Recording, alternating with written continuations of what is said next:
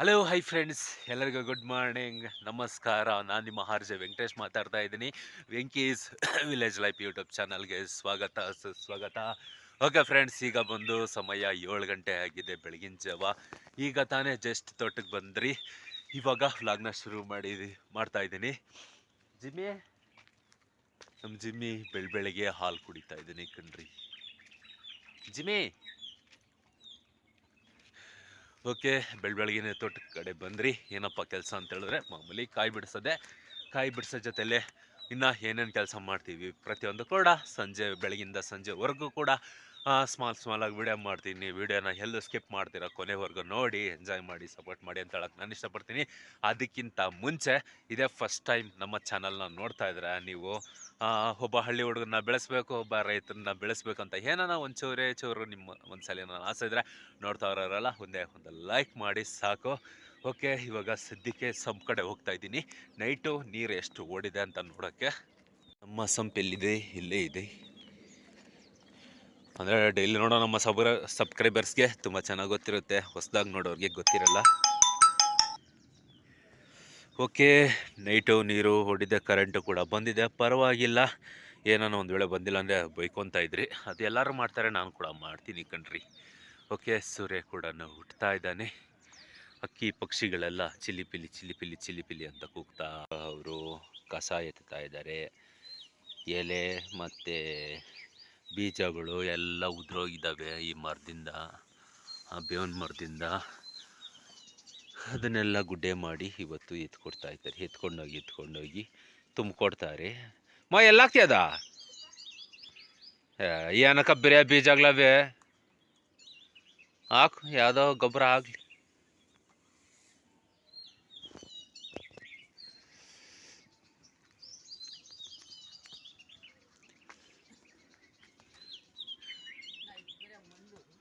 ಹಾಂ,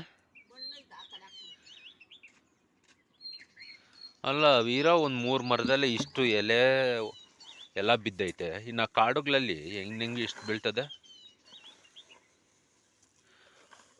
ಆ ಕೆರೆನಲ್ಲಿ ನೋಡಿದೆ ಎಷ್ಟು ಹಾಕ್ಲಿ ಪಾರಮ್ಮ ಉಣವ್ರೆ. ಇನ್ನು ಅದರಲ್ಲಿ ಎಷ್ಟು ಬಿದ್ದಿರಬೇಡ, ಏನು ಒಂದೊಂದು ಎಡಿ ಇರ್ತದೇನ ಇಂಥ ಟೈಮಲ್ಲಿ, ಅಲ್ಲೇನಮ್ಮ?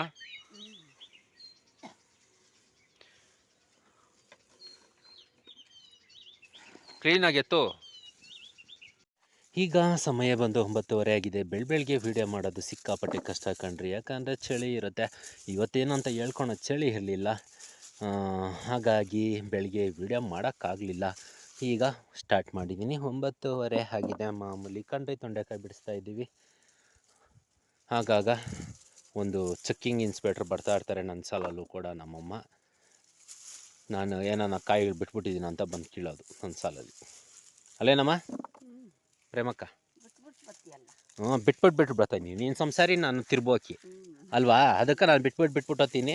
ನೀನು ಸಂಸಾರಿ ಆದವಳು, ನೀನು ಕಿತ್ಕೊಂಡು ಬರ್ತಾ ಇರ್ತೀಯ. ಚೆಕ್ಕಿಂಗ್ ಬರೋದು, ಚೆಕ್ಕಿಂಗ್ ಇನ್ಸ್ಪೆಕ್ಟ್ರು ಎಲ್ಲ ಜಮ್ದಾಗ ಆಗಿದ್ದೆ, ಈ ಜಮ್ದಾಗ ಆಗಲಿಲ್ಲ. ಅದಕ್ಕೆ ನಾನು ನೆಡ್ಕೊಂಡಿದ್ದೀಯ. ಹೋಗಿ ಬಂದು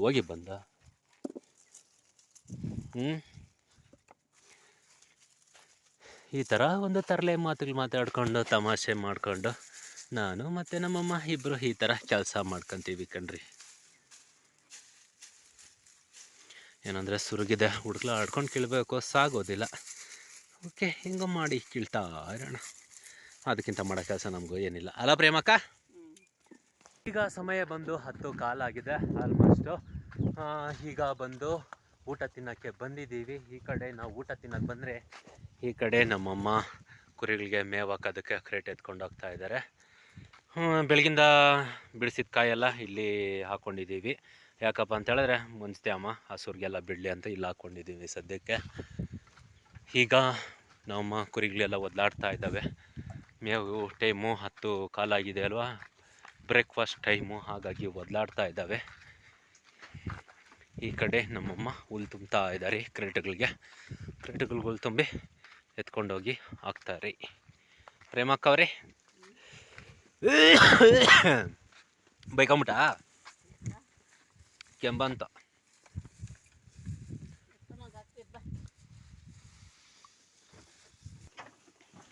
ಕುರಿಗಳಿಗೆಲ್ಲ ಮೇವು ಹಾಕಿದ್ದಾಯ್ತು, ಎಲ್ಲ ಬ್ಯಾಟಿಂಗ್ ಮಾಡ್ತಾಯಿದ್ದಾರೆ. ಎಲ್ಲ ಬ್ಯಾಟಿಂಗ್ ಮಾಡೋ ಒಂದು ಬ್ಯುಸಿನಲ್ಲಿ ಅವರಿದ್ದಾರೆ.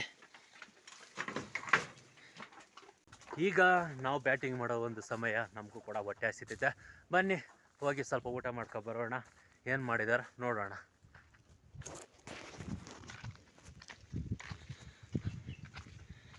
ನಮ್ಮ ಪ್ರೇಮಕ್ಕನವರು ಆಲ್ರೆಡಿ ಕೈ ಉಜ್ತಾ ಇದ್ದಾರೆ.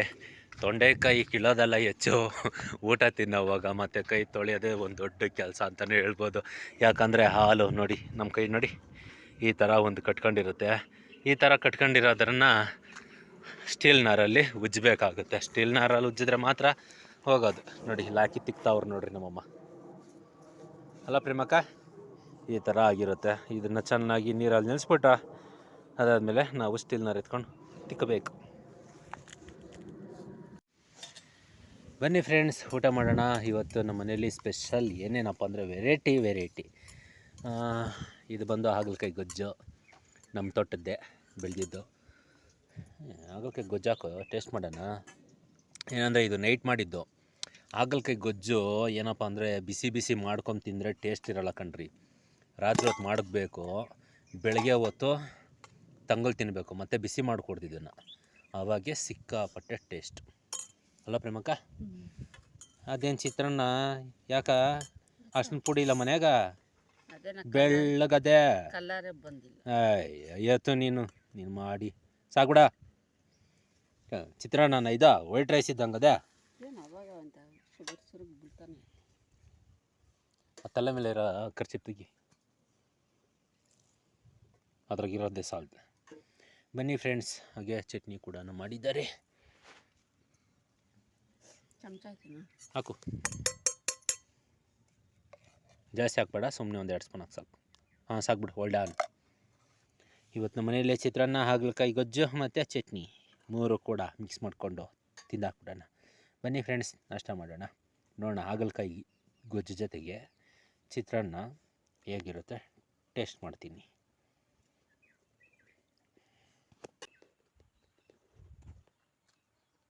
ಪರವಾಗಿಲ್ಲಮ್ಮ, ಚೆನ್ನಾಗಿದೆ. ಏನಂದರೆ ಹಾಗಲಕಾಯಿ ಗೊಜ್ಜು ವೈಟ್ ರೈಸ್ಗೆ ಸಿಕ್ಕಾಪಟ್ಟೆ ಚೆನ್ನಾಗಿರುತ್ತೆ. ಈಗ ಸಮಯ ಬಂದು ಮಧ್ಯಾಹ್ನ 1 ಗಂಟೆ ಆಗಿದೆ.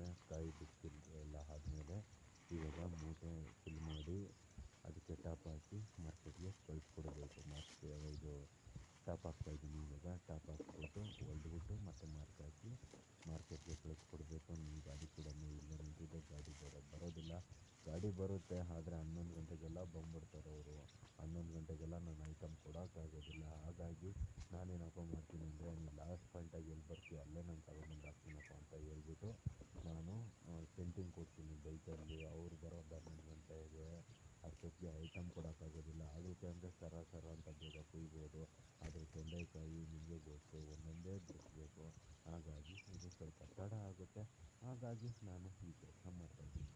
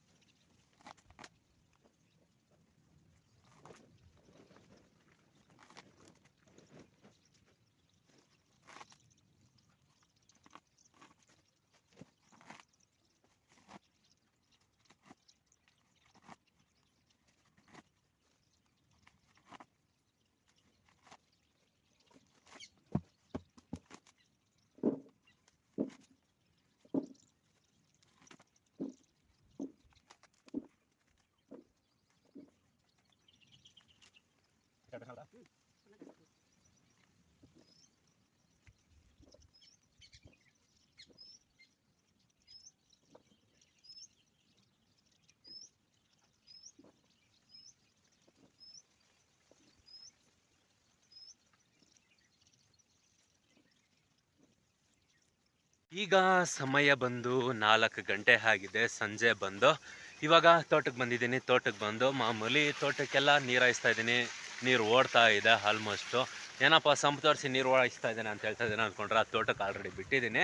ಓಡ್ತಾ ಇದೆ, ತೋಟಕ್ಕೆ ನಾನು ರನ್ನಿಂಗ್ ಆಗ್ತಾ ಇದೆ. ಆದರೆ ಬ್ಲಾಗ್ನ ಇವಾಗ ಶುರು ಮಾಡಿದ್ದೀನಿ ನಾನು. ಓಕೆ, ಎಲ್ಲ ತೋಟಕ್ಕೆ ಓಡ್ತಾ ಅಂದರೆ ಹಾಗಲ ಗಿಡಕ್ಕೆ ಇವಾಗ ಬಿಟ್ಟಿದ್ದೀನಿ ಆಲ್ಮೋಸ್ಟು.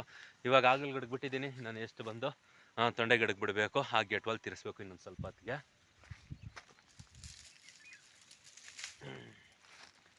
ಇದೇನು ಗೊತ್ತಾ, ನಮ್ಮ ಹಳ್ಳಿ ಜನಕ್ಕೆ ತುಂಬ ಚೆನ್ನಾಗಿ ಗೊತ್ತಿರುತ್ತೆ, ಸಿಟಿ ಜನಕ್ಕೆ ಇದು ಗೊತ್ತಿರಲ್ಲ. ಇದು ಬಂದು ಹಾಗಲಕಾಯಿ ಕಣ್ರಿ. ಏನಪ್ಪ ಇದು ಹಾಗಲಕಾಯಿ ಅಂತ ಇದ್ದಾನೆ, ಇದೇನು ಒಂಥರ ಹಣ್ಣಾಗಿ ಹೋಗಿದೆ ಅಂತ ತಿಳ್ಕೊಂಡ್ರ. ಹಾಗಲಕಾಯಿಗೆ ಏಜ್ ಜಾಸ್ತಿ ಆದರೆ, ವಯಸ್ಸು ಜಾಸ್ತಿ ಆದರೆ ಆಲ್ಮೋಸ್ಟ್ ಈ ರೀತಿಯಾಗಿ ಆಗಿಬಿಡುತ್ತೆ. ಯೆಲ್ಲೋ ಕಲರ್ ಆಗಿಬಿಡುತ್ತೆ. ಲೇ ಜಿಮ್ಮೆ, ಯಾಕ ನನ್ನ ಮಗನೇ ಈ ಥರ ದಿಗ್ಲು ಬಿಡಿಸ್ತೇನೆ ನಂಗೆ. ಏನಂದರೆ ಟಾರ್ಪಲ್ ಮೇಲೆ ನಮ್ಮ ಜಿಮ್ಮಿ ಮಲಗಿದ್ದ, ನಾನು ಕ್ಯಾಮ್ರಾ ನೋಡ್ಕೊಂಡು ಮಾತಾಡ್ತಾ ಇದ್ದೆ. ಆಲ್ಮೋಸ್ಟ್ ನಮ್ಮ ಜಿಮ್ಮಿ ಹೋಗಿದ್ದಕ್ಕೆ ಒಂಥರ ಸೌಂಡ್ ಮಾಡೋದಕ್ಕೆ ಯಾವುದೋ ಹಾವು ಬಂತೇನೋ ಅಂತ ತಿಳ್ಕೊಂಡೆ. ಯಾಕಂತ ಹೇಳಿದ್ರೆ ಈ ಒಂದು ಸೀಸನಲ್ಲಿ ಇನ್ನೇನು ಸಮ್ಮರ್ ಸೀಸನ್ ಸ್ಟಾರ್ಟ್ ಆಯಿತು. ಹುತ್ತುಗಳಲ್ಲಿ ಹಾವುಗಳಿರೋಕ್ಕೆ ಬಿಸಿ, ಹೊರಗಡೆ ಬರೋದು ಜಾಸ್ತಿ. ಹಾಗಾಗಿ ಎಲ್ಲ ರೈತರಿಗೂ ಒಂದು ಕೇಳ್ಕೊಳಕ್ಕೆ ನಾನು ಇಷ್ಟಪಡ್ತೀನಿ, ತೋಟ ಕಡೆ ಅಲ್ಲಿ ಇಲ್ಲಿ ಓಡಾಡುವಾಗ ಸ್ವಲ್ಪ ಮೈಯೆಲ್ಲ ಕಣ್ಣಾಗಿರಲಿ. ಯಾಕಂತ ಹೇಳಿದ್ರೆ ಇತ್ತೀಚೆಗೆ ಮೊನ್ನೆ ಒಂದು ಇಲ್ಲಿ ಕೇಸ್ ಆಯಿತು, ಏನೋ ಹುಳು ಮುಟ್ಬಿಡ್ತು. ಆಲ್ಮೋಸ್ಟು ಆ ಥರ ಕೇಸ್ಗಳು ಜಾಸ್ತಿ ಆಗುತ್ತೆ. ಹುಷಾರಾಗಿ ಓಡಾಡಿ, ತುಂಬ ಎಚ್ಚರಿಕೆಯಿಂದ ಇರ್ರಿ. ಓಕೆ, ಇನ್ನು ತೊಂಡೆ ಗಿಡಕ್ಕೆ ನೀರು ಬಿಡಬೇಕು, ಅದಕ್ಕೆ ಗೇಟ್ ತಿರ್ಸಿ ಮತ್ತೆ ಅಲ್ಲಿ ಬ್ಲಾಗ್ನ ಕಂಟಿನ್ಯೂ ಮಾಡೋಣ ಬನ್ನಿ. ಈಗ ಬಂದು ತೊಂಡೆ ಗಿಡಕ್ಕೆ ನೀರು ಬಿಟ್ಟಿದ್ದೀನಿ. ಎಲ್ಲ ಆಲ್ಮೋಸ್ಟ್ ರನ್ನಿಂಗ್ ಆಗ್ತಾ ಇದ್ದಾವೆ. ಸೌಂಡ್ ಕೇಳಿಸ್ತಾ ಇದೆಯಾ? ಕಾಣಿಸೋದು ಕ್ಲಿಯರಾಗಿ ಡೌಟೇ. ಸ್ವಲ್ಪ ಕಾಣಿಸ್ತೈತೆ, ಹತ್ತತ್ರ ಇರೋ ಗುಣಿಗಳು ಮಾತ್ರ ಕಾಣಿಸುತ್ತೆ. ಇವಾಗ ಕಾಣಿಸ್ತಿದೆ ನೋಡಿ, ನೀರು ರನ್ನಿಂಗ್ ಆಗ್ತಾ ಇರೋದು. ಸೌಂಡ್ ಮಾತ್ರ ಚೆನ್ನಾಗಿ ಕೇಳಿಸುತ್ತೆ ಅಲ್ವಾ? ಏನು ಈ ಬಿಸಿಲಲ್ಲಿ ಎಷ್ಟು ನೀರು ಬಿಟ್ರೂ ತ್ಯಾಮ ನಿಲ್ಲೋದೇ ಇಲ್ಲ, ಬೇಗ ಬೇಗ ಆರಾಗ್ಬಿಡುತ್ತೆ. ಓಕೆ, ಸಮ್ಮರ್ ಸೀಸನ್ ಬೇಸಿಗೆ ಬಂದೇ ಬಿಡ್ತು, ಇನ್ನೇನು ಮಾಡೋಕ್ಕಾಗಲ್ಲ.